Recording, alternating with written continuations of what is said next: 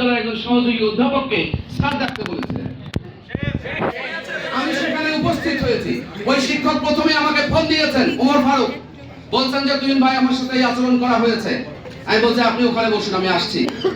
আমি সেখানে গিয়েছি, যে কাগজটা আপনারা দেখেন যে নিয়ে বসেছে, ওটা আমার হাতের লেখা। ওই লেখা দেওয়ার পরপরই বিশ্ববিদ্যালয়ের স্টুডেন্টরা এসে হাজির। আমি ডিসিকে জিজ্ঞাসা করেছি, আপনি কি স্যার ডাক শুনতে চেয়েছেন? উনি বলছেন না, মানে আমাদের বলে আপনি পরিষ্কার করে বলুন আপনি কি স্যার ডাক শুনতে চেয়েছেন। তখন সমস্ত লোকজন, স্টুডেন্টরা, গণমাধ্যম সব সেখানে। উনি বিড়বিড় করেন। সাক্ষী হিসেবে ডাকা হলো চ্যানেল আই এর মেরিনা লাভলিকে। আমি তার সাথে আগে কথা বলে নিয়েছিলাম যে আসলে কি কথাবার্তা হয়েছে। আমাকে উনি আগেই বলেছিলেন যে ডিসির এই আচরণ করা ঠিক হয় নাই। তিনি এসে বলছেন যে জেলা প্রশাসক যে আচরণটা করেছেন সেটা ঠিক হয় নাই।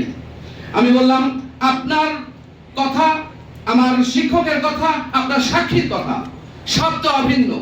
আপনি আপনার লেখাপড়ায়, আপনার চাকরি বিধিতে কোন অংশে আপনি স্যার হতে পারেন এই কথা এখানে না বলে যেতে পারবেন না। শেষ পর্যন্ত তিনি ওখানে সরি বলে ওখান থেকে চলে গেছেন।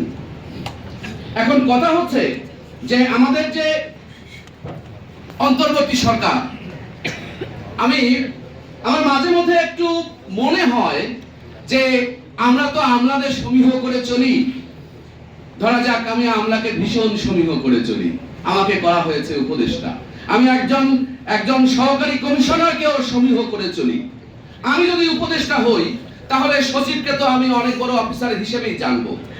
সচিব যে করণিকের কাজ করবার জন্য আমার ওখানে বসে আছে, এটা যদি আমি ভুলে যাই তাহলে তো এটি কোনোভাবেই সংস্কার হবে না।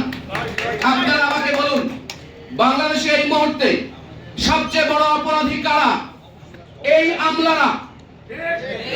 বাংলাদেশের সবচেয়ে বড় সুযোগ সুবিধা এই মুহূর্তে কারা লাভ করছে?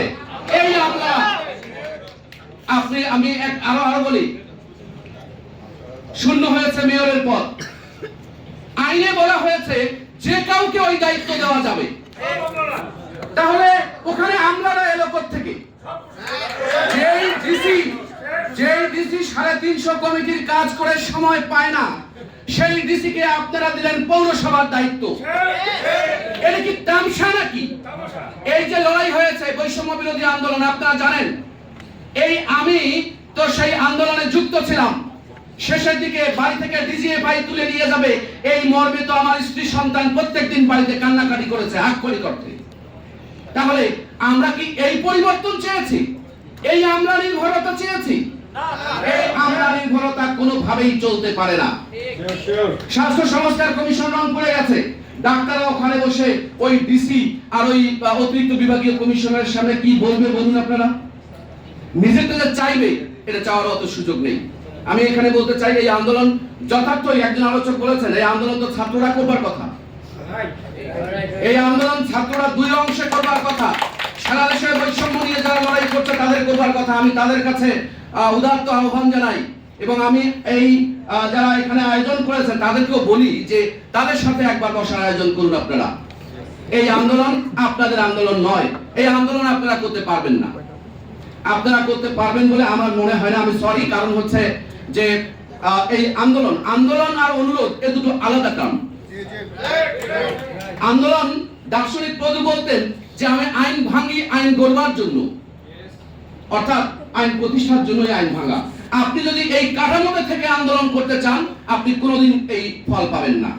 ওই আজকে 10 জনকে করেছে, কালকে 8-10 জনকে বরখাস্ত করবে, এই প্রক্রিয়ার মধ্যে চলবে, তারপর দিন কেউ আসবে না। আর একটা কথা বলি, কাজী নজরুল ইসলামকে তো আমরা খুব বড় করে দেখি। তিনি বলছেন আমি মানি না কোনো আইন, অর্থাৎ এই আইন মেনে এই সংস্কার হবে না। এজন্য আমার মনে হয় যে এখানে সাকিব ভাই, ফিরোজ ভাইরা আছেন, ওনাদের এখানে আমরা যারা আছি ওনাদের দায়িত্ব অনেক বেশি বলে মনে করি। কারণ এই ইস্যুটাকে একটা রাজনৈতিক ইস্যু বানাতে না পারলে তাহলে আসলে আগামী বাংলাদেশ গড়াটা আমাদের জন্য খুবই কঠিন।